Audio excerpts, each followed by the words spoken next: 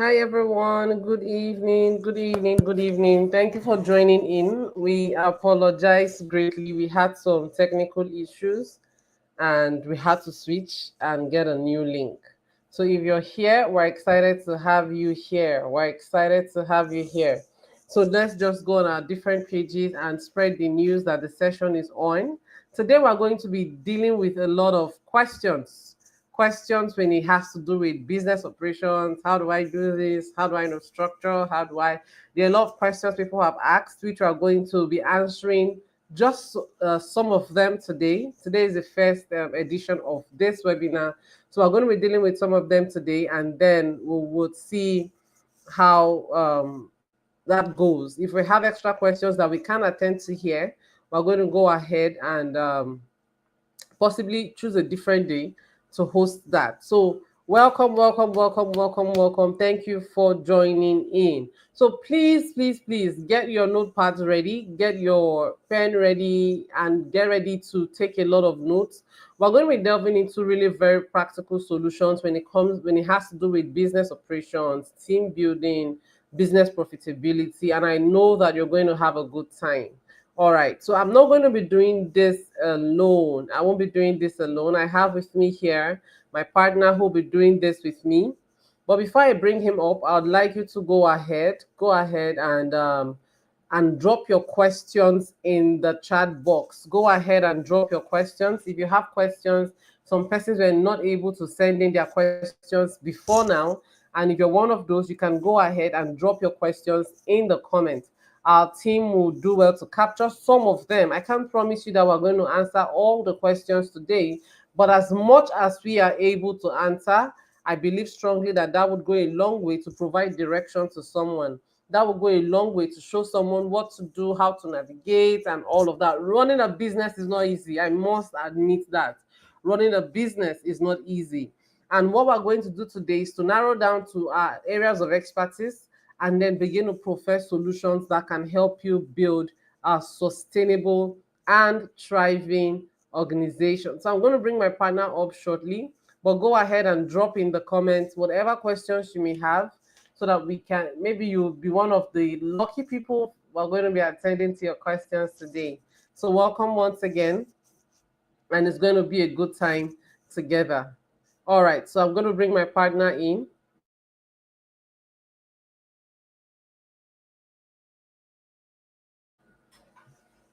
Hello, everyone. Good evening, good morning, good afternoon, depending from where you are joining in and listening. Please kindly confirm you can hear my voice loud and clear. Okay, so my name is Ikene.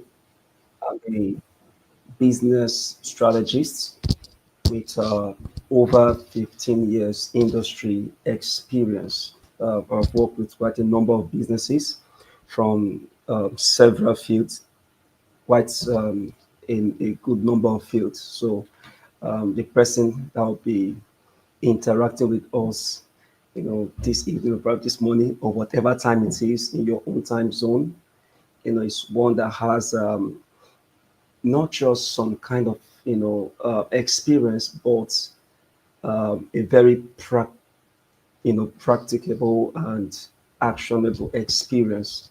That once we can leech on the information been shared with us, I'm sure your business is not going to remain the same.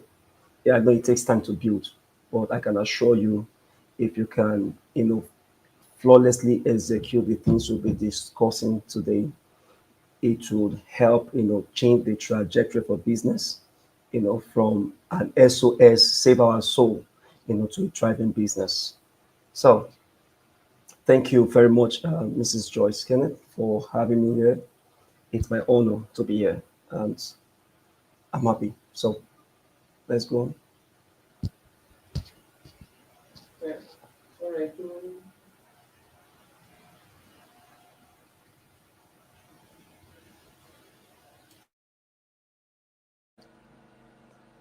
All right. Okay, so we're going to be dealing with some of these questions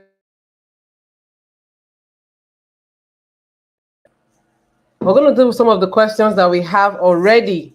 Okay, like I said, go ahead and drop your questions in the chat. If you have any question, today is that day that you have the liberty to ask as many questions as you want, but I can't promise you that we may go around all of them tonight.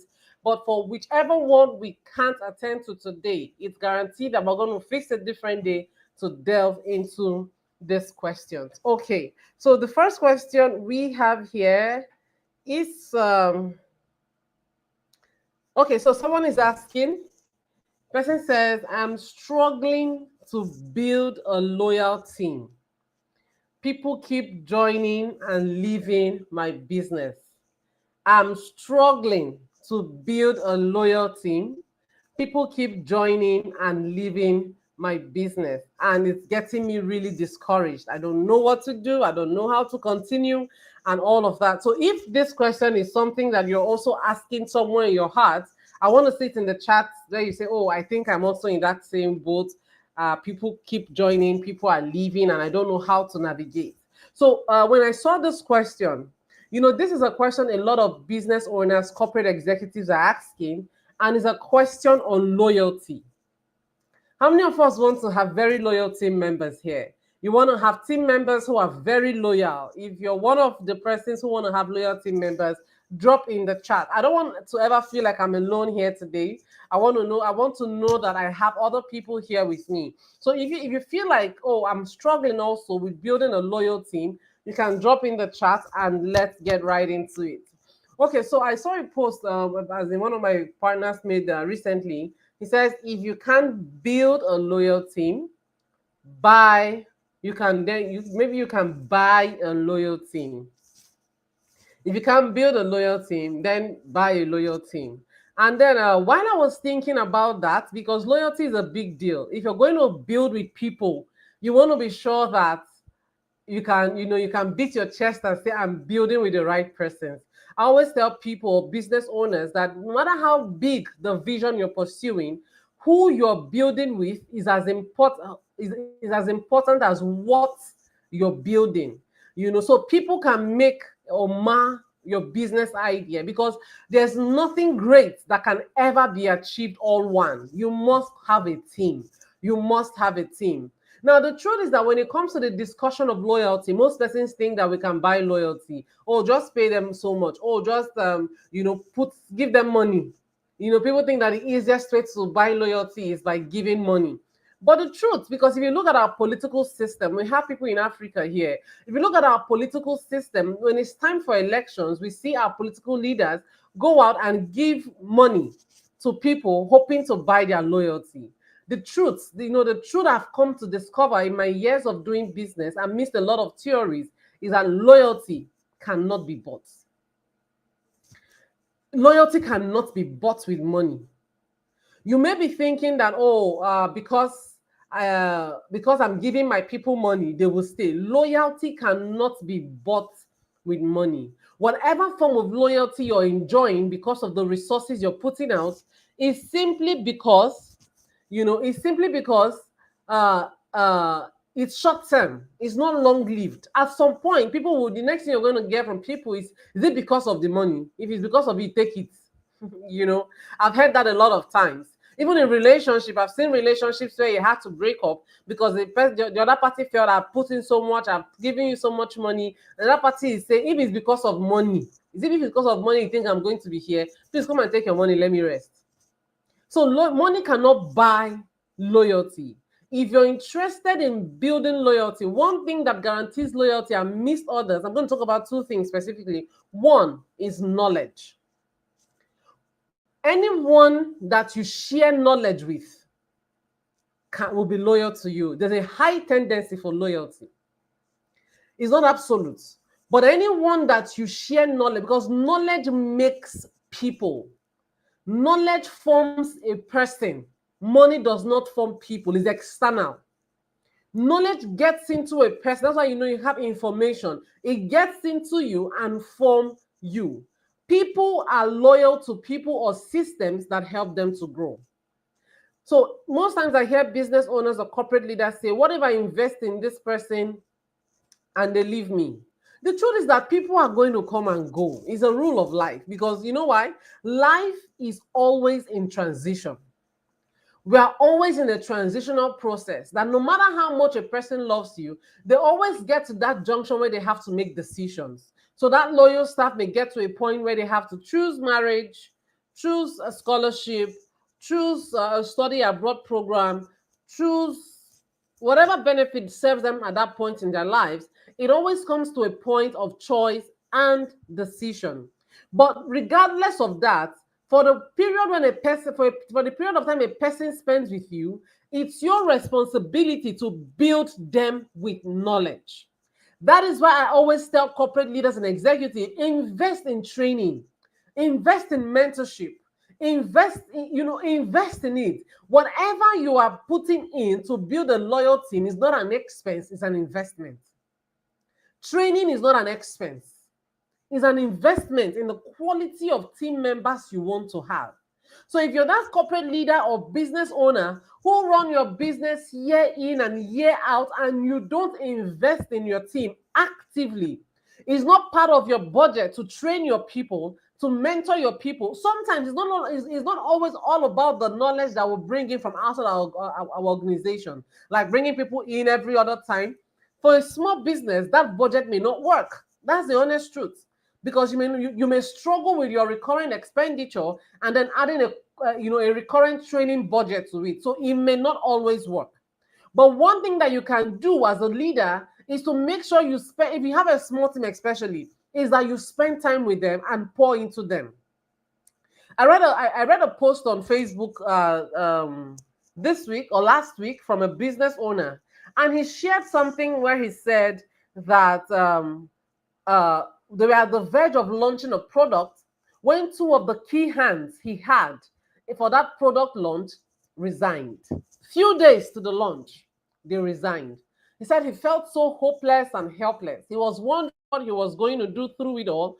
But then, after he evaluated the situation, he realized that because his team had started growing, he was no longer spending time investing in his people.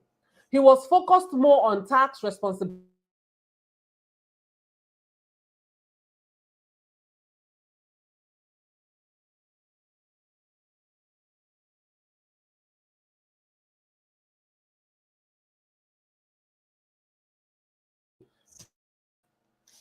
He started struggling, to have time, ample time to train his people, to invest in them, to spend time in them, because his team had grown so large.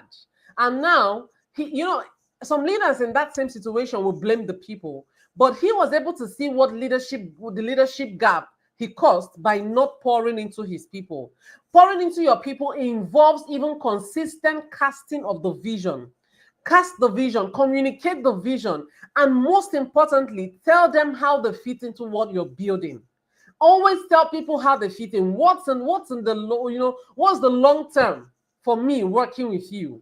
I tell corporate leaders, you can't build a long-term team on a short-term plan or vision.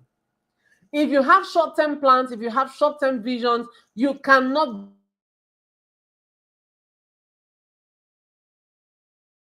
that they deserve for themselves. People have plans, the same way you as a human being listening to me right here have a program for your life or certain plans you have laid out. People have plans. And the earlier you start to bring them in to understand who they can become and what is possible for them within your vision, then you can start talking about growth. So loyalty cannot be bought with money.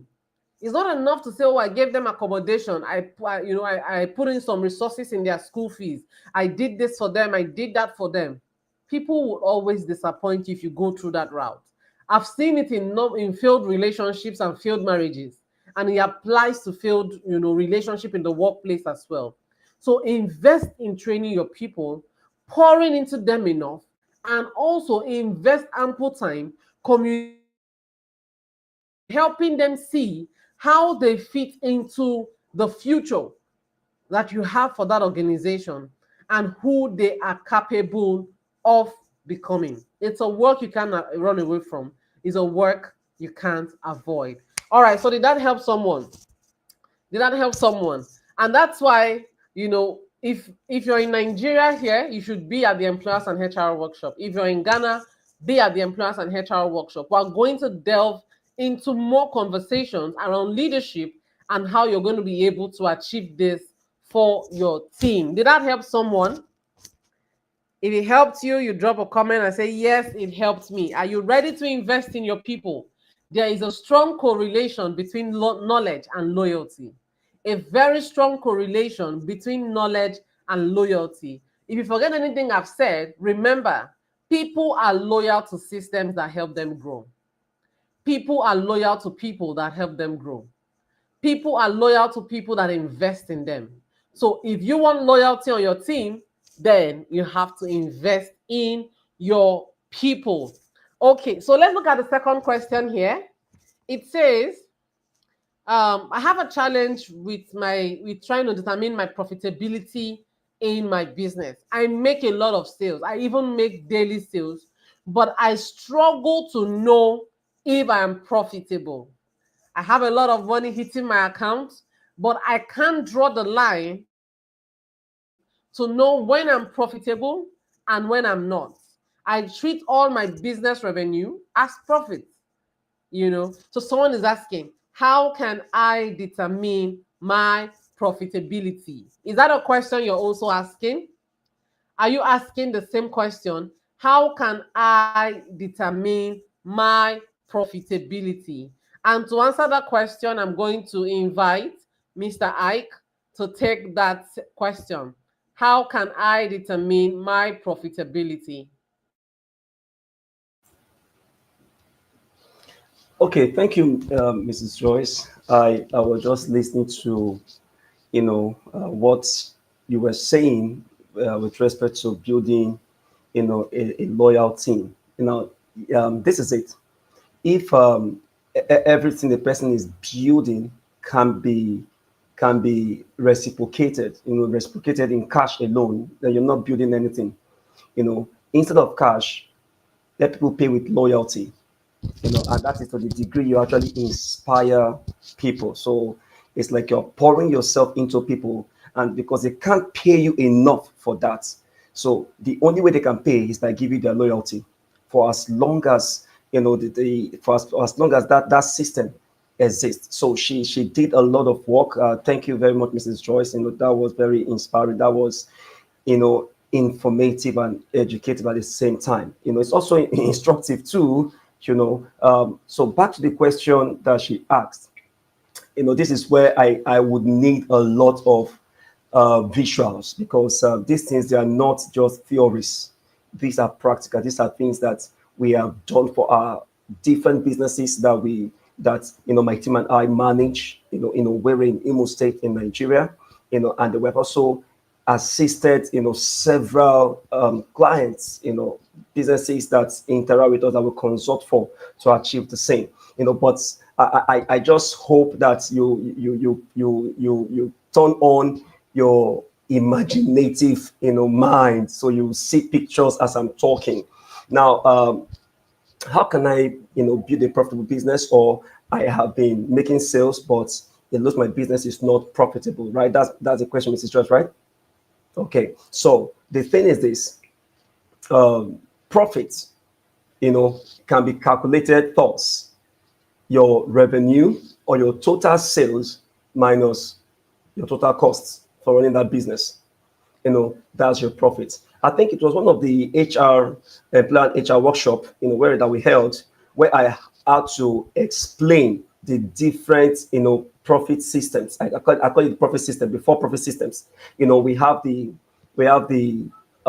gross profits, we have the essential profit, we have the disposable profit, and we have the net profit. And that is why you cannot afford to miss, the upcoming Plan HR workshop that will be happening in Warrior and also in Ghana, because we are going to, while we'll be taking us through the process, you'll be seeing your business in the process, you'll be seeing your business in what we're saying, and you'll be applying the same, to change what has been that is not giving you the joy that you want to have in your business. So if you look at it, anytime you subtract your costs from your sales, what you have is profit. My question always asked is, how profitable is that profit? Is that profit able to sustain your business? Is it able to keep your business? Is it able to, help maintain operations, sustain operations over time? How good, how profitable is that profit? I always tell clients, I said, profits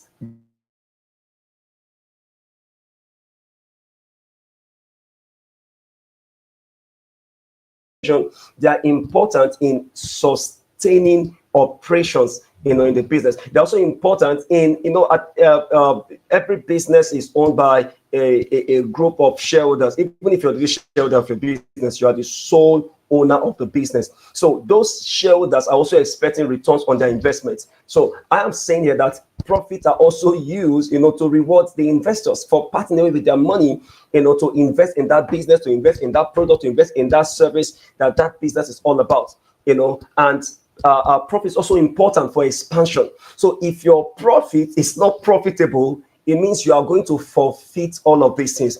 And that is where the four profit systems come into play. I know many of us are used to the gross profit and the net profit.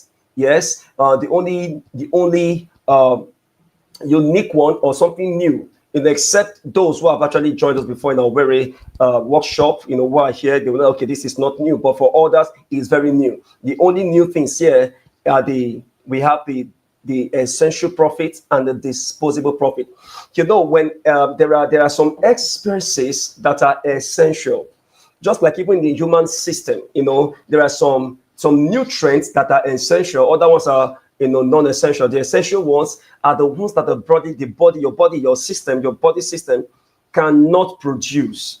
Your body can't manufacture them within itself, but the body needs them. The body can't do without them. So the body needs to take other nutrients to be able to supplement them. So we call them the essential nutrients. But the non-essential are the ones that the body produces are not necessarily needs them per se. So in the same way, in the business, your essential profits are very important. So essential profit answer to essential expenses.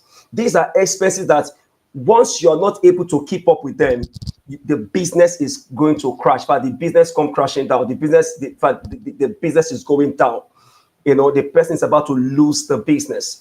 Imagine all the operations that go on, like paying staff, keeping up with utilities and then taxation and all of these things. These are essential expenses. Now, whether the business makes profit or not, these expenses must be attended to. That is why I always ask the question, how profitable is your profit? So from the profits you make, there should be enough profits that handles these essential expenses. So we call them essential profits. So is that part of your profit that is used to attend to your essential expenses? Then the other one is what we call the disposable profits.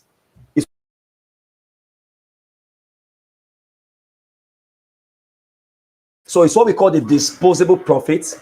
How this disposable profit, this is like after you have handled all the essential expenses in your business, whatever is now left, that's what you call your take-home profits, what you can go home with.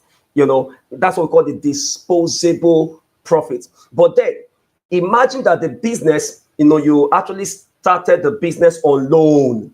You're not going home with any that profit. You still need to service, the banks, the loaning company, the financing company. You need to service the loan. So that's disposable profit will also be used to service them, to service your debts. So until that is done, when you clear that, then that is when we can now talk about net profit. So net profit is after the business had broken even, when everything invested in the business, is what the business has made in profit. So whatever comes extra is your net profit. And that is what we can start talking about. Okay, giving investors shares and the likes. Now, when you subtract your total expense from your business sales or your revenue, what you have is, we call it profit, but that's the gross profit. So it's from the gross profit you start making all of this other, start dealing with all this other profit system. Now, let me make it a bit more practicable, please. It's simple. And I'm also going to give us some take home, some what we call here takeaways. What you go home with, what you want, what you need to think over and then start implementing in your system. So, for example, now I want to look at there's a quick example I made there. So let's say your business makes a monthly sales of about 100,000 naira, and your what you call the cost of goods. A business can either be about commodities or services. So whichever way, but let me use a typical example, commodities. So your cost of production, everything, let's call that the cost of goods sold. So that is the what we call the SOG, the COGs, cost of goods sold, it's about 40,000 naira. And then the operating expense is about 30,000 naira. Now, your gross profit is that first profit you get when you have not talked about operational expenses, your essential expenses. So when you do 100,000 naira, which is your total sales, minus your 40,000 naira, the cost of the goods sold, your cost of production, irrespective of other expenses. So if you do 400,000, so if you are in Ghana, just remove the naira and put CD. If you're in US, remove the naira and the CDs and you put dollars. Wherever you are, just put your own currency there. Let the figures, even if it looks over bloated, but it's okay. It's just for academy sake. So 100,000 minus 40,000 will give us 60,000 naira. So the truth is this: the staff that are working, how will they get paid? So does it mean that the business should go home with the 60,000 naira? No. All the utilities, water supply, all these other things you have to pay for in the business, marketing and all of that. Where would the money come from? It's from the profit. So that first profit you make is your gross profit. That's why it's called gross. So in the gross profit,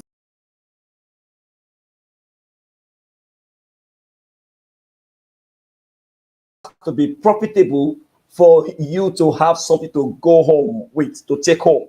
Somebody asked a question. Imagine when your take home cannot take you home. That is trouble. That is disaster. These are the things that we are going to clarify in a more practical term during the employee and HR workshop. So what we'll be doing, we'll just put on our surgical outfits, because we'll take your business and we're going to dissect your business. You will see your problem, but you also see the solution. And by the time you go back home, probably you're coming home, with a sick business, permit me for the words used, with a wholesome business, a business that is ready to, that is ready to produce profit for you. We call it a profit zone, a profit generating zone for you. Now that is what we are going to achieve, in the course of the workshop. So let me take it further now. To determine if you have a net profit or disposable profit, like I said, anytime the business has recovered everything that was invested, let's say you started the business with 10 million naira, and then now this profits, this profit made equals 10 million naira, then we can see the business has broken even. Then anything extra, even if it is 1 naira or 1 CD or $1, that is your net profit. So that is where we now say that your disposable profit equals your net profits. That is after you are broken even. But if you're not broken even, that thing you are calling net profit is not net profit, is disposable profit. Yeah, you heard me right. That's what it is. So now to calculate your net profit or disposable profit, we will now do, remember the 30,000 I've talked about, operating expense, your cost of operations. So 60,000 minus 30,000. So what that means is that we have an extra 30,000 naira. That is the net profit. That is a disposable profit. Now, the question, this can be very easy, but one thing that affects, the possibility of this, that this what I've explained and becoming a reality, is in the other things I want to talk about. So permit me to tweak the question, to submit the question, to myself in another way. How can I build a profitable business? One of the things you need to consider in building a profitable business is your pricing. Your pricing. Because at times, some of us will set prices not considering all of these factors. Now, I'm not saying that you should take all your life's problem and put it in the price of your product. That's what it means. No, it is systemic. There's a process to it. There's a mechanism to it, and all of these are the things that we'll be discussing. We'll look at this for service-based businesses or industries, and then also commodity-based businesses and industries. And permit me to talk about the third. It's still service-based, but some of the people who are into let's say education, consulting, they also have a different model. So we're going to look at this so that you can stay profitable yet competitive, because your price can knock you out of the market. That's the truth. Your price can knock you out of the market. It can be so high that it is beyond the affordability of people's purchasing power.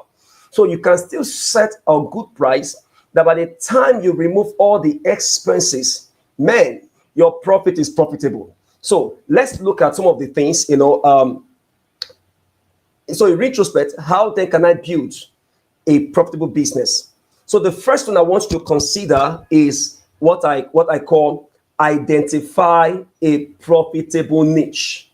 You see a lot of, I know you want to do everything. Now, while you do everything, can you have one thing that you are known for, perfect it, then pick up something else that you're doing, perfect it, or that you're doing, perfect it. So when you see the likes of Amazon, having diverse businesses, and they seem to be leaders in their industry, trust me, Jeff Bezos didn't start out having those 10 things. He became known, with one thing, and that one thing gave him the credibility, gave him the trustworthiness, gave him the platform for him to sell other things. Why am I saying this? Research has consistently shown that it is several hundred times much faster to sell to an old customer than a new customer. Many of you have been to supermarkets, where you see things like, if you love, if you visit the perfume section, the cologne sections, you say, oh, if you love this brand, you would love this other brand. So they are telling you whatever attraction, whatever affection, whatever trust, whatever credibility, confidence that you have assigned to this brand, trust me, this other brand is like it, if not more.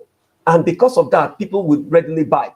Imagine when a customer tells another customer about your product, that new customer is going to believe that old customer's report about you than your own report, because no matter forget about the finesse, the amount of money you invest in marketing. People say, forget, you're just trying to deceive. All you want is the money in my pocket.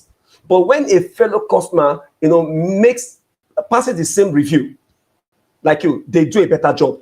People believe them because people see that, okay, this person will understand because we are the receiving end. But when you, the value creator, the manufacturer of the business, manufacturer of the products or the service, when you start telling them this will do this for you, this will help you, what they see is that, man, you are speaking from another side. You don't understand what you are dealing with. So, but this other, in the other model, this new customer is able to buy into what you're offering because an older customer says, I trust them, they are good. I tried them, it helped me, and it will help you. And that is it. That is just it. So the first I said is to identify a profitable niche.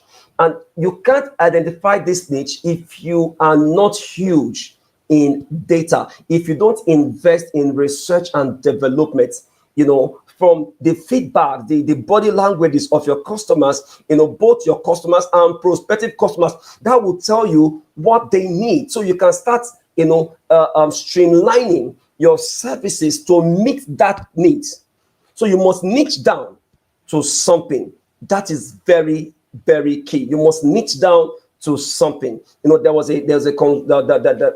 of our clients had about if it's too question, in the restaurant industry, and this person actually had about over 120 products, and when I had the privilege of going through, their data, I said, you're going to discuss some of these products.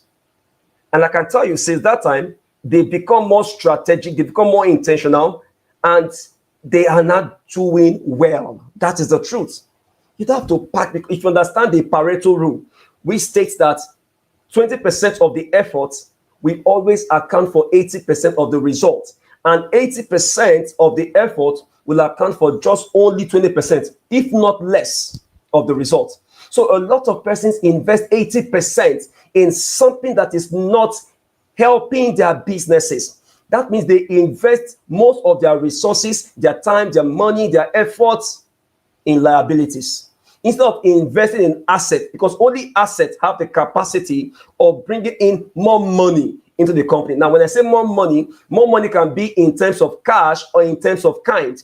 And of the two, kind tops the list, because cash is one of. That is it. Cash is one of. But imagine kind. So let me give an example.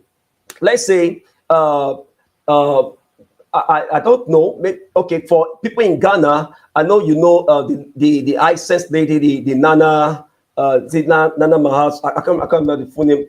Forgive me. Forgive me in that context. But the Nana lady, that's the ambassador, that's the influencer for Isense, an electronic manufacturing business, in Ghana then. And then for Nigeria, who do I use now? Let's say the likes of Tony Elumelu, for example, the chairman of Hairs Holding, also, that actually owns UBA Transcorp and a number of other companies too within the same, group or within the same business empire. Now, so imagine these two guys.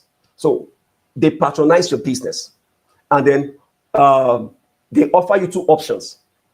Should I pay the cash, or should I put a word out there for you? So putting a word out there is not cash, but trust me, it is better than cash. It's better than cash, because when these guys have influence, not just over thousands, but over millions, not just in Nigeria, not just in Ghana, but across several countries. And when they take your product and say, I use this product, the product was amazing. In fact, it exceeded my expectation. They're not exaggerating. That is what happens anytime you have an extremely satisfied customer. They become loyal and they exaggerate. They blow their experience out of proportion. So others, in the bid to want to have the same experience, they cash in. So if it were to pay you, if both of them were to pay you, for your service or your product, that's all. That is all. But they say, okay, well, no, don't pay me. Just put a word out there for me. Now, by reason of their positive review, their 5-star rating for your business, for your products, trust me, it means that you have just opened the gates for like 1,000 orders, 1,000 patronages. And when they are coming with great expectation. And, permit to say, God help you, that indeed what they said, is only small compared to what you actually represent, what you stand for. It means from start, you have just gained new loyal customers. So instead of having a one-off payment, somebody is paying. So I always go for kind, because you cannot quantify kind. You can't really value it. 100, you can't value it. It's unlimited. It's too great. It's too great. So the second thing, please, after you have niched down. So the question is, how do you niche down? So I have you on my list. Research the markets and industries with growth potential. In that thing you're doing, research, the market and industries with growth potential. Number two, because of time, please. I actually don't plan to take your time. When we meet during the workshop, we'll have a lot of this, to digest. So permit me if I don't even exhaust my list. It's okay. We always have time to interact. When we interact, it is more, what would I use? It is more intense than what we're having here. Trust me, it's more intense. It's more intense. And I can assure you of that, but I would like you to have your own experience. This is not to say, the popular a trial will convince you. So that trial that will convince you is what we are submitting to you now. The second is identify gaps in the market that your business can fill. Identify gaps. So yes, you want to come into the industry. How about, that there's this movie, Now You See Me, Now You Don't. The more you look, the less you see. Yes, you let's say you want to start a fintech, but you need a strategy for penetrating the markets. So nobody sees coming. Even other fintech would help to give you credibility. By the time you unveil the real thing, people are asking, what have we done? Have we empowered another competitor? That's what it is. So I said here, identify these gaps and then come in. You may want to start a fintech, but you now start delivery. What you're doing is that within that system, you are nurturing. In fact, you are gaining people's confidence. You're also building a database of the customers that would also come into the network. And because these guys are pleased with your services, they are extremely satisfied. They can refer 5 to 10 other people. Let's say you have about 100 of them, and they refer 10 people each. It means you already have 1,000 on the day of your launch. This is not magic; it's practical. I'm just trying to keep it a bit calm. When we see face to face, there are more details I'm going to provide.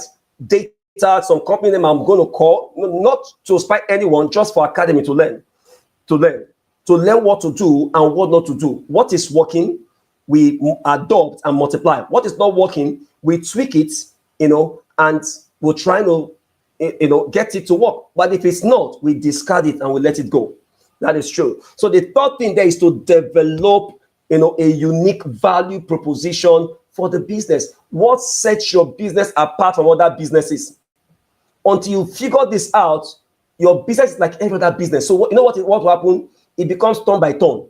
You are going to take your turn, behind a long queue. Permit my word, in case the grammar is not correct, but I think that should be able to drive it home. You're going to take your turn behind a long queue. It is very, very long. But when you're able to niche down what you're doing, you can start something new. You can start a new trend that sets you apart. People like novelty, so give it to them. The second thing, sorry, my earphone, without my ear. So the second thing, like I was saying, how to build a profitable business is to develop a solid business plan. Many of us start businesses without having a business plan, and I'm asking, it's like a person, a sojourner, a traveler that embarks on a journey but does not have a roadmap. How you want it done? And how do you want to do that? How do you do that? Because if I would does that, you're embarking. Let me tell you the truth. The journey of entrepreneurship is a journey of an unknown destination. That's the truth. As you get in, it keeps getting bigger. So you can't say you have seen everything. If you ask Mark Zuckerberg, if you ask him, Oga Mark, or Facebook, or Meta, if you ask him, 10 years ago, 15 years ago, did you see what's up? He did not see it.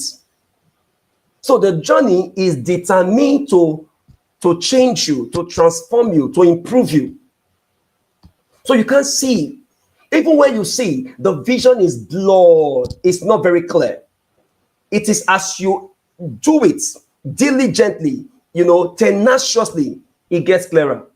That is the truth. So there is a need for a roadmap that guides you all the way. And that is what a business plan is. Many of us, we have businesses, don't have a business plan. So when things happen, they're like surprises. They are not supposed to be surprises. That's the truth. So surprises, so a business plan guides you, helps you to make decision on the go. Now, the second, so even if we're not able to exhaust this thing, that's the truth. The goal is not to exhaust this, but the goal is to help us, to get us started. The way we meet face to face, we'll rub minds. You bring your business, we'll bring our expertise and our experience, and let's see if that trouble will remain. If it remains, you didn't meet us, you didn't interact with us. So I thought about the business plan. Of course, in your business plan, that's where you outline your mission, your vision, your goals. You conduct your market research and analysis, your competitive, research and all that. You outline your marketing, your sales. So a business plan is a robust document. It's a working document for the business. It also tells you who to hire and who to fire. All of this is in your business plan. Now, the next, please permit me. Of course, your financials also there. How do you even know when to break even?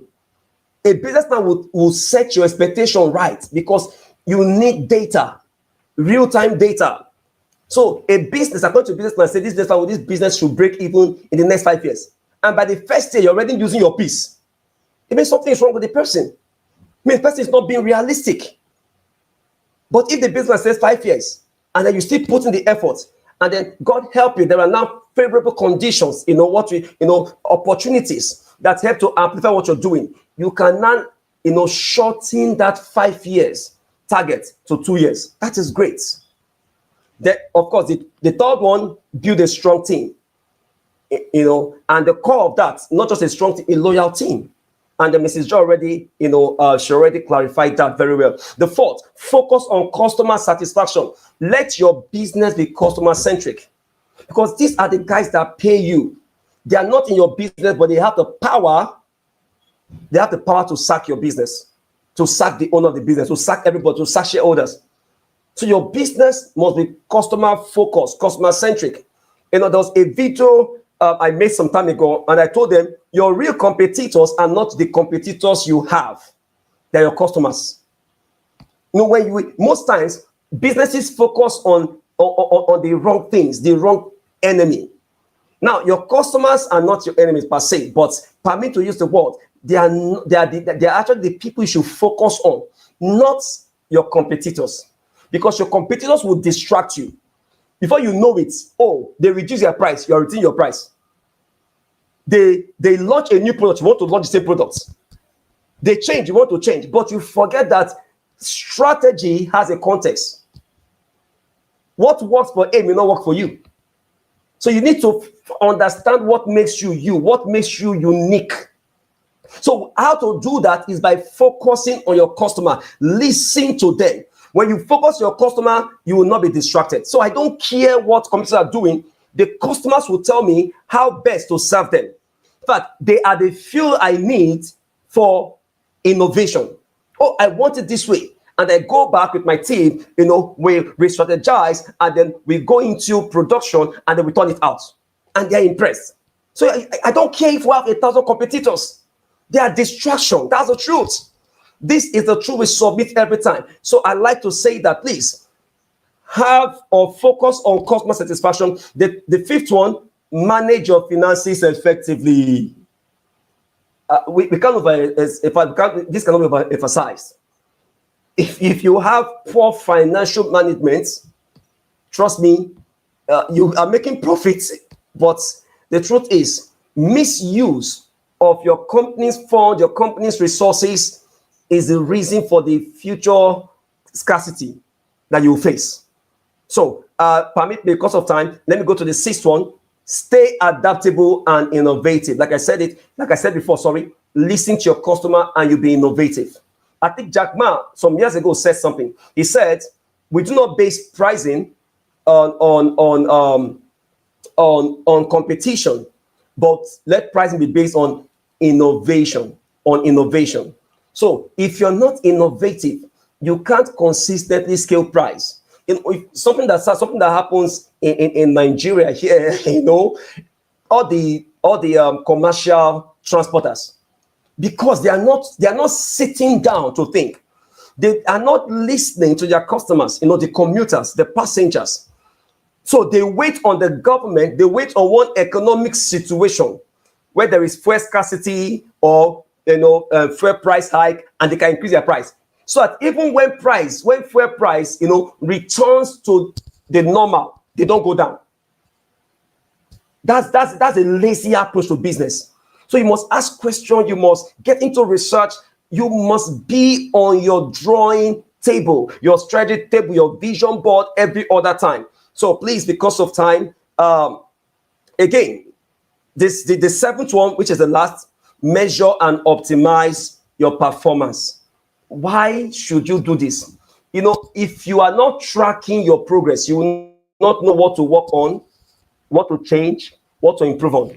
So you must have a system that keeps proper record of your performance. So I hope with these few points of mine, I've been able to, convince you, not to confuse you, ways you can build a profitable business. I'm sorry, I had to just, put a pause here. Thank you very much.